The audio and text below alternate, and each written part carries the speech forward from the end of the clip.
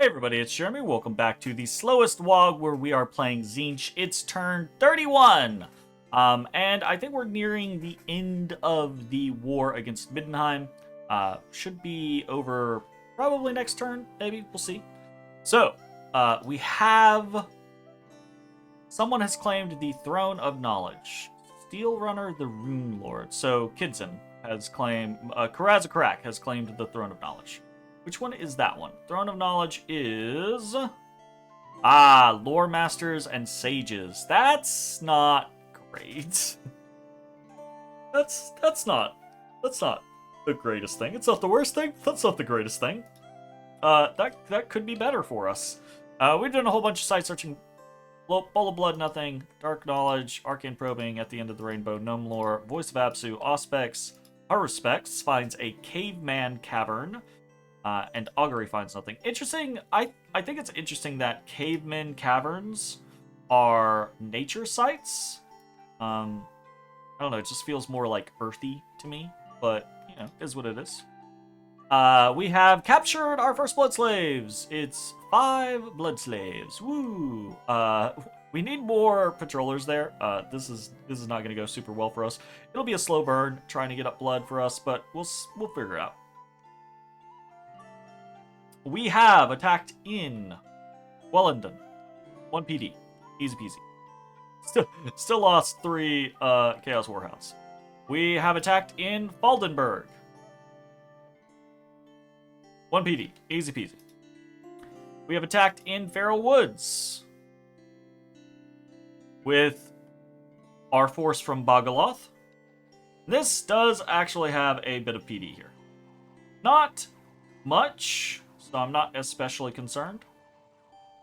Might lose a few spare units, probably more to myself than anything else.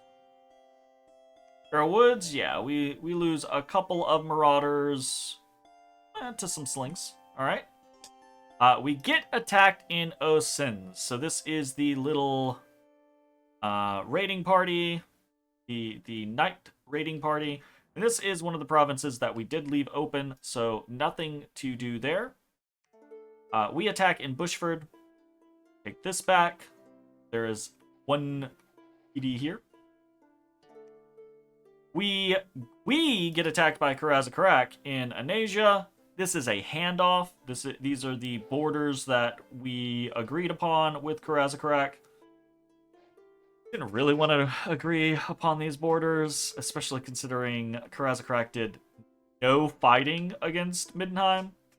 But we're not trying to get into a war immediately with the dwarves, so mostly friendly negotiation, it is what it is.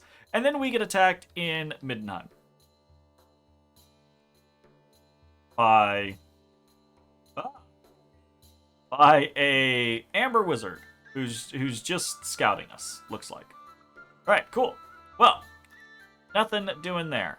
Second gate unlocked. The laboratory in Bagaloth is now destroyed. So we are only 10 secrets away from the third gate unlocked. Very cool. Unexpected event in Baandagor. We get some gold. A little over 1,000 gold. Very exciting. We get some gems in Endless Plains.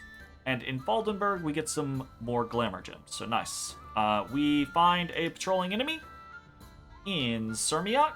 It's some werewolves. We've got 25 PD here. Werewolves can be nasty for PD, though, so... fortunately, if this was random PD out in the middle of nowhere, this might be a big deal.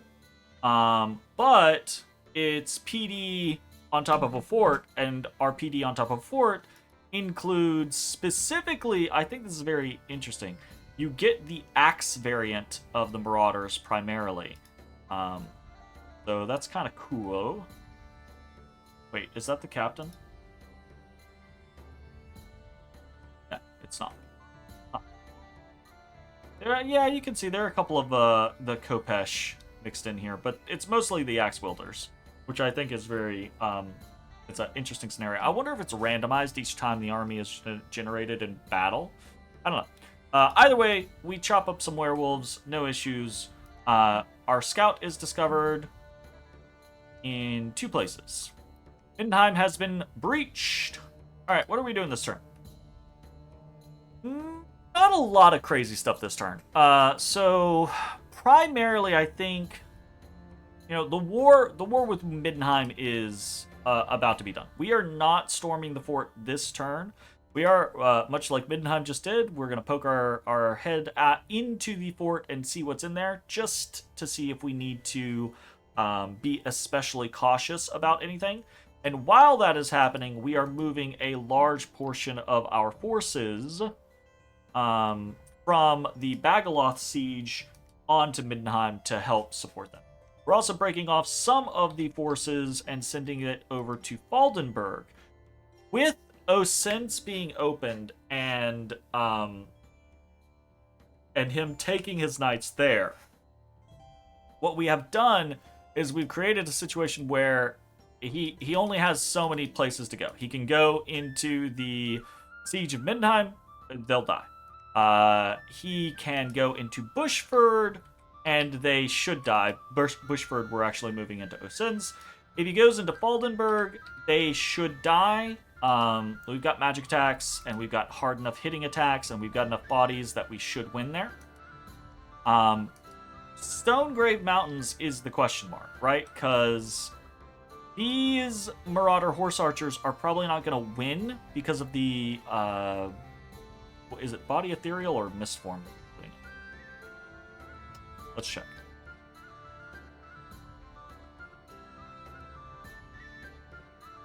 Group Bark Skin and Mistforms. So the Mistforms make it very difficult, especially with the Group Bark Skin, to be able to do enough damage to deal with them. So I don't think the Marauder Horsemen are going to do the job if they run into that, which is, again, why these guys are on attack rear, in the hopes that if they bump, the Knights will get distracted by the PD or the Wolves, and these guys can go kill the Mages, thus rendering the group less of an effective raiding force and less of a threat. So that's the generalized purpose going on there. We're also sending in some forces to Bagaloth. Namely, though, we're sneaking a cultist over there.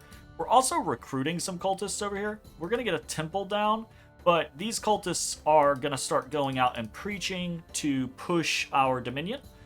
Speaking of Dominion, in Corbion and in Brightwoods, we are dropping temples this turn. So the extra little bit of gold that we got this turn is going towards dropping temples, as well as recruitment of our first Sorcerer Lord. So, I don't know that we're going to be able to... These guys are really, really good, but they are super duper expensive, right? Obviously, we would want to recruit these for the rest of forever. They're fantastic. They've got great abilities. They got great paths. They can random into some really awesome stuff. They're really, really, really good. We're gonna get a lot of them, and part of us being a scales-oriented feature is so that we can capitalize on how good these guys are. So we're gonna win a lot of them. We might not be able to afford a lot of them initially, because 680 gold every other turn is a hefty price to pay, along with the fact that we're pumping Chosen Knights out, right? So we'll see how this goes. Probably going to have to stop and start this every once in a while. But Sorcerer Lord, more Chosen Knights. We're getting more Cultists down here, as well as more Chaos Warhounds. We're sending in more Chaos Warhounds to reinforce this, but it's not going to be enough. These guys really aren't as good at patrolling. They're very, very cheap. But they're really not as good at patrolling as the other forces that we have, so maybe not the best, but we do have a number of special units in here that we could pull out, right? If need be, which is neat. So, probably not that useful in the long run, but we'll see. I find I've had it happen a time or two in dealing... This is the only multiplayer I've played with Tzeentch, but I played a couple of single-player games with Tzeentch. Mostly, while playing this game, just to kind of give me better insight and and test things, etc., etc. I found that often the AI will use these little weird kind of hinky raiding parties and things like that. And a stack of wolves does surprisingly well because it still dies, right? But it does surprisingly well because of the mixed in magic attacks and various effects, right? So we'll see if that actually pays out or not. I don't know. Anyways, more cultists here because we need to manage our Dominion on our border. More Chaos Warhounds for Force of the Lost. Getting our blood hunting going. As soon as we finish up our Conjuration push, we're probably going to jump into construction so we can, one, get a number of things, but two, blood hunt better. Our god is Astral 6, so we will have easy access to boosters like Ring of Wizardry, Ring of Sorcery, that type of stuff. So we should be able to get into that very well. Unfortunately, you may notice we've got really good fire income. Really quite good fire income. And we've got pretty damn good death and nature income. Glamour's pretty alright, but our Astral specifically, which is, aside from fire, Astral was the other thing we were really interested in. Our Astral income is kind of shit, and we've site searched almost everywhere for Astral. We've definitely site searched basically all of our initial territory except for Namor. Maybe underground as well. No, we've site searched there. So except for Namor, we've site searched all of our initial territory, and we've only got 4 Astral income, which isn't great. I'm really hoping we find some more in the Middenheim lands. Acolyte over in Traveler's Rest, Acolyte in Sirmiok, nothing commander-wise in Namor currently because we're getting cultists in Bagaloth and we can't hire mages in Namor yet. And that's pretty much it. Not a whole lot else going on. We are still we're gonna finish Conjuration 5 this turn, but after that it's gonna take probably 3 turns to get to Conjuration 6. So that puts us right around the 34, 35, 36 mark where gods commonly come out, right? Like dormant gods commonly, or sorry, not dormant, imprisoned gods commonly come out. So we're right on that line of where we want to be when we want to be it. And I'm pretty excited about how that might turn out. It's looking like that is going to coincide with the same timing as finishing our first war, which sounds bad, but actually I think it's pretty good because we started our first war very late, and we had time to really tech up and work on infrastructure as we were working towards that point. And our income is ballooning outwards, right? Like, we're doing very good from an income standpoint.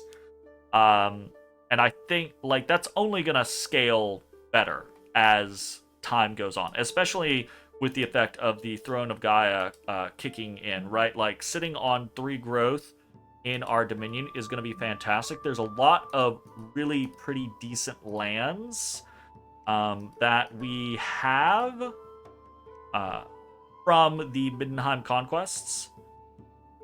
We got to get underground and deal with these troglodytes. See how that goes. So yeah, we got good motions, I think. The issue is from here, I'm not entirely sure what we want to do. Probably over the course of the next 5 to 10 turns, right? We're going to be focusing on hitting our research goals, our god coming out, hopefully, finishing up this war with Middenheim, which shouldn't be a problem. And then really the other big goal is going to be working on getting our Dominion solidly in all of our provinces, probably making even more temples so that we have a stronger Dominion, and then probably seeding the entirety of our borders with cultists so that we can push our dominion into other territories. Right now we only have 1, 2... yeah, we only have 2 other provinces, so we're only getting 2 secrets per turn. But there are plenty of locations on our border that we could probably get pushed in, especially after we control the Middenheim territory, right? So yeah, that's the generalized plan. That should be it for the turn. No messages or anything like that. No mercs or anything like that. Yeah, that's it. Thanks for watching. We'll see you next time. Bye-bye, everybody. Hey, everybody. Thanks for watching. If you enjoyed the video, consider leaving a like, commenting, or subscribing. It really helps me out. If you'd like to see me live, head over to my Twitch at twitch.tv/thedistanthorizon.